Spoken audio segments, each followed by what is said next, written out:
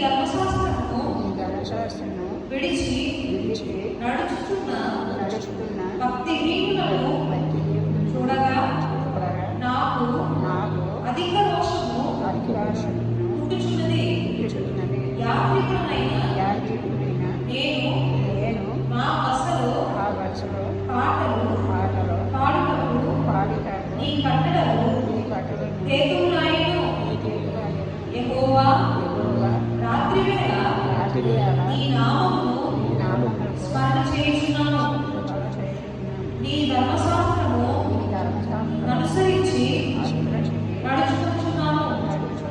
నీ ఉపదేశము అనుసరించి నడుచుకుంటున్నాను. ఇదే నాకు